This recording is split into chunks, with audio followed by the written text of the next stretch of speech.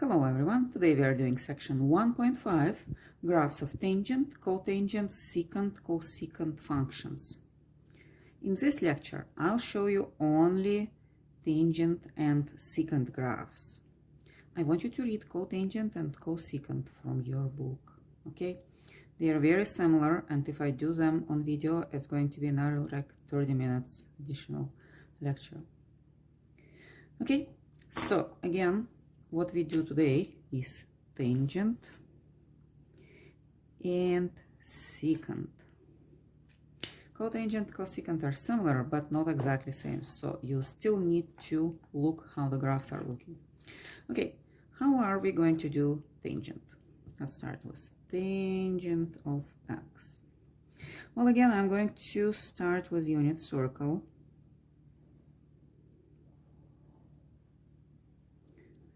And we remember that tangent actually has period half of the sine and cosine, right? Everyone remember that tangent is y over x, right?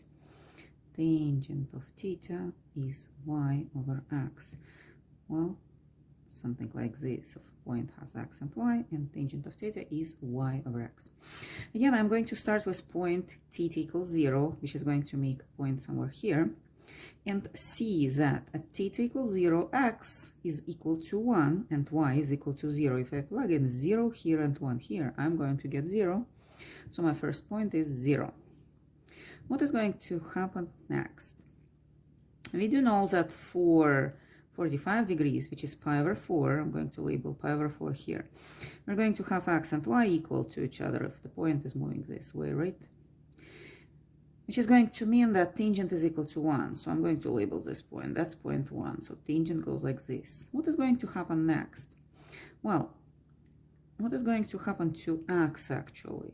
Y is going to increase to 1, right? Y is going to be from 0, increase to 1. What is going to happen with x? You see that x is going to decrease to 0. Let's imagine that we divide 1 over something small, 0.01. What are we going to have? 100. So closer we get to the point pi over 2, x is going to become smaller, smaller, and smaller, and this is my x. And eventually it's going to produce a very huge fraction. Very huge fraction in mathematical language is called infinity. And on our graph, we are going to have vertical asymptote at point pi over 2. I'm not going to keep moving this direction. I'm actually going to move this direction, in negative direction of theta. What is going to happen in negative direction? Well, if you look at the point is going to be like doing symmetrical stuff. Like at 45 degrees, which is negative 45 here, it's going to produce negative 1. So like if I graph it, it's going to look like this. This is negative pi over 4, and this is negative 1. What is going to happen when I approach pi over 2 on this side? So it's negative pi over 2, the point. Well, again, same story is going to happen. Y is going to go to negative 1, but x will go to a very small number, almost 0, which is going to produce negative infinity, a very huge negative number. On our graph, we are going to have another vertical asymptote, and the graph is going to look like this. Is graph going to cross this vertical asymptote? Never, because we actually won't be able to reach 0 here. At point pi over 2 and negative pi over 2, tangent is undefined. You probably remember this. Right, so it's going to come very close to vertical asymptote, but it's not going to cross it. If you remember, the period of tangent is equal to pi. If you look what is the distance from negative pi over 2 to pi over 2, you're going to see it's exactly pi. Negative pi over 2 plus another pi over 2, exactly pi. So we build one period of tangent. Now we can obtain the whole tangent by just building similar pictures, reproducing them on the left side, on the right side. And that's how we do the tangent graph. It's going to be a similar picture here. Okay, I'm going to label that the period of tangent is equal pi. Remember this from previous, not previous actually, section 1.3. What else do we need to know about tangent? Well, let's talk about domain. if you see, the mean is not going to be from negative infinity to positive infinity. Actually, it's going to have like points like pi over 2, negative pi over 2. This one is 3 pi over 2 excluded. I'm going to write down the mean, like few domains. Like I'm going to write down this domain and this domain. And all of them are going to have similar patterns. So the mean is going to be from negative pi over 2 to pi over 2. Not including the endpoints. And next one is going to start at pi over 2 and end at 3 pi over 2. And we are going to have infinitely many of these parentheses.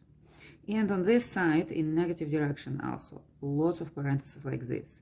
Sometimes you are going to see that just the main is labeled like x is not equal negative pi over 2, pi over 2, 3 pi over 2, and so on.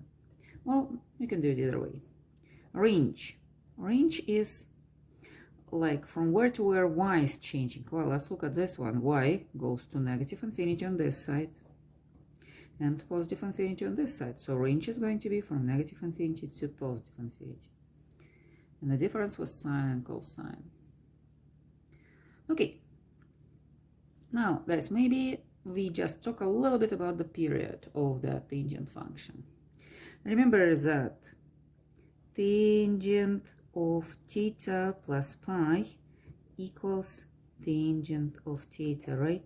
That because pi is a period of tangent. Now, what is going to happen if you have tangent of 2x and you add pi? You're supposed to have tangent of 2x here, right? According to our definition of a period, you add theta plus pi and you get just theta. That's what we have. Our theta is 2x here. If I want to bring this 2 outside and see what's supposed to be added to x to get this change, I'm going to get pi over 2. Imagine that you open parentheses over here. 2x and 2 by pi over 2, which is going to give you pi. You see? What we add to x is pi over 2. So period of this tangent with 2x, is going to be equal to pi over 2. Well, if we want to create a general formula, we are going to have pi, which is period of general tangent, divided over omega again. In our case, omega here is 2, so we are going to have this pi over 2. If we use the same formula for sine, cosine, just we remember that the period for tangent is different. Everyone's supposed to remember this. I'm going to even highlight it. Okay? Well, how do we build tangents with different periods and different amplitudes? What is interesting, for tangent, amplitude is not very important. Actually, amplitude is going to mean that the graph is going to be more slim or less slim, but it's not going to change these points. So usually the point here is to just see how the period behaves, because period is going to define this vertical asymptotes. What I'm going to do, guys, I'm going to ask you to graph something on your own without considering example. Consider that you already know how to graph sine and cosine, and tangent is similar, approach with similar principles. So y equals tangent of pi x. Try to graph it. Let's count to 5 or maybe 10. And then start video again. So 1, 2, 3, 4, 5, and solution. Usually for tangent you always start with period, so it's pi over omega, which is pi 2. So period of tangent is 1. How does it going to look? Well, guys, if I graph number line, I'm going to graph 0 over here. I'll need to make sure that these vertical asymptotes are going to be separated from each other by 1 unit. So this point actually is 1/2, and this one is 1/2 too. So to find position of vertical asymptotes, you will need to divide this 1 over 2 and step left and right this number, okay? Now, what I'm going to do, I'm just going to grab the tangent. Now remember, the tangent goes up and vertical asymptotes are going to be at negative 1/2 and positive 1/2. So vertical asymptotes, negative 1/2, positive 1/2. Tangent approaches here, goes through 0 and approaches here. Do you need to watch for this point? Well, I don't really know, because usually if I do look at your graphs, I won't be able to figure out if you go through this point or not. But for yourself, you can always watch the point, okay? Do we need to graph more periods? Yes, guys, we need to graph more periods. How do we graph next period? Remember that the period is 1. So 1/2 plus 1, it's 3/2. Graph next vertical asymptote and just repeat the picture. Remember that 0 happens in the middle, okay? That's it about graphing the tangent function. Well, I think I'm just going to move to a different paper to graph secant function. So let me see so I don't move from the viewpoint. Secant graph. Secant graph is a little bit more complicated. The reason is secant is produced from cosine, so actually you will need to graph first cosine. Remember our identity we had in section 1.3, secant equals 1/cosine. What I'm going to do, I'm going to recall that cosine has a period of 2 pi, and I'm going to just graph cosine, and then I'm going to show you how to build secant using the graph of cosine. Remember that cosine from section 1.4 looking like a U shape. I'm going to graph a tiny cosine looking like this, because cosine is not my major graph. I think I just supposed to cross it over here, but that's okay. Something like this, that's my cosine. Now remember that this point is 2 pi, and this is 0, and this is pi/2, and so on, right? And I remember that this is 1, and we can continue, and this is -1. Why do I need this? I'm going to look at this cosine and see what are going to be vertical asymptote for secant. Are we going to have any vertical asymptotes? Let's look. What is going to happen over here, for example? Cosine equals to 0. If we plug 0 over here, we are going to divide 1 by 0, which is, of course, going to give us undefined value for secant. But in mathematical terms or graphs, it's going to mean that the graph has vertical asymptote, because you don't go really to 0, but you start approaching 0 and the number is becoming very small. You divide 1 over a very small number, you get a huge number. What I'm going to do, I'm going to graph vertical asymptote at zeros of cosine graph. And you remember that for standard cosine, they are pi/2 and 3 pi/2, right? And I'm going to graph one more over here, okay? Now, I'm going to start graphing secant already. I'm just going to think, okay, what is going to happen to secant at this point? Point where cosine equals to 1. Well, I plug in 1 over here, and secant is going to be equal to 1. So this point sits on secant 2. What is going to happen when cosine is decreasing to 0? Well, this is going to do increasing, and not to 0, but to infinity. And I'm going to graph it. On this side, same. What is going to happen here? -1 for cosine is going to give me -1 for secant. And going to infinity is going to give me these 2 branches. And we have our secant graph. And that's how you're going to do it. So, well, you see that despite the fact that secant has the same period as cosine, domain is not same, right? Which points are excluded from domain? I'm going to write down the domain here. Which points are excluded? Plus minus pi/2. This point and this point are going to become vertical asymptotes. Plus minus what? 3 pi/2 are excluded. All zeros of cosine are going to be excluded from domain. Range. Interesting that range is not going to be just from negative infinity to positive infinity. Range is going to be a little bit more complicated. Look at this branch. We go from negative infinity, which sits over here, up to what? To -1. So I'm going to put negative infinity, -1. Do we include -1? Is it equal to -1 somewhere? Yeah. Actually, at point 0 and then point pi, cosine equals plus minus 1, and that's going to be equal to -1. Then you are going to have a gap over here between -1 and 1. There is no secant here, right? And next secant starts at 1 and goes to positive infinity. So I'm going to use a unity sign, looks like U, and positive infinity. That's range. Okay? So what I'm going to ask you to do, graph on your own secant of 2x multiplied by 3. I'm going to put y here.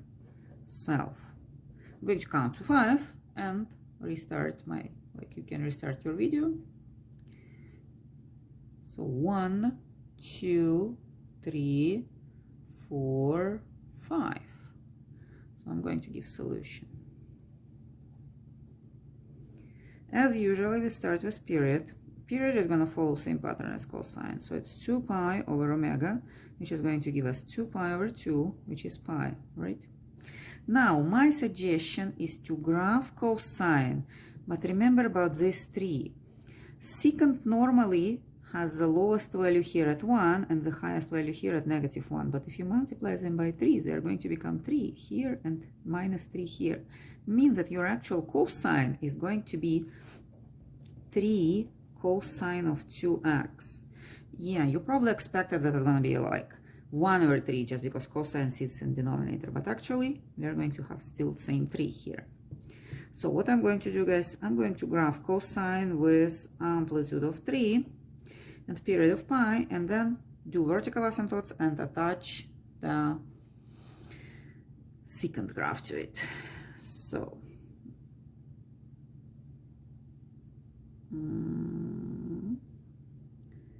that's my cosine. Still don't have no amplitude, so I'm going to label it 3, -3. This one is actually pi. So this one is pi over 2. I'm going to label more because if I label everything, it's going to be just very messy. Now, time to draw vertical asymptotes. Vertical asymptotes are happening when x, or like cosine, equals to 0. Vertical asymptote here, vertical asymptote here, vertical asymptote here, and one more here just to kind of give more than one period. Now, I'm going to take this point and attach some kind of parabola on the top, and attach parabola on the bottom, and parabola on the top. And that's going to be my secant. You can do actual cosine dashed line and then do the secant in a different color or solid line, as you like. Okay? What else can we have with graphs of tangent and secant? As with graphs of sine and cosine, we can have a vertical shift. I'm going to just do vertical shift with secant, and I'm going to use the very same secant. I'm just going to shift it. So what I'm going to do, I'm going to have y equals 3 secant of 2x minus 2. Let's see how this graph is going to look. What I'm going to do, I don't want to redraw the whole thing. We remember that minus 2 means that we are going to shift it down. So 2 units down. What I'm going to do, I'm going to label some points here and then use my marker and draw the graph of shifted down 2 units. So for example, this point is 3. If I shift it down 2 units, I'm going to get 1 here, right? This point is -3. 2 units more is going to give me something like -5 here. And everything is going to be just a little bit lower. So what I'm going to do, I'll need a better marker. My marker is too wide. I'm thinking like to get a highlighter is not gonna probably be feasible. Trying to find a good marker, but not same color. Okay, the good idea, but maybe not a bad idea. So that's going to be the shift. Okay, so what I did, this is one period actually. I'll need to label it. So this thingy is one period, one. So it looks like 2 different periods, but actually you see the function repeats just like this part, right? And you can draw one more here to give 2 periods if the book is asking for 2 periods. Okay, well, I think that's all for this section. I'm hoping that you will do read how to graph cosecant and how to graph cotangent. The graphs are similar to secant and tangent but have little difference. And do the homework, don't forget about after lecture quiz, and I'll see you in next chapter and next week. Okay, thank you and bye.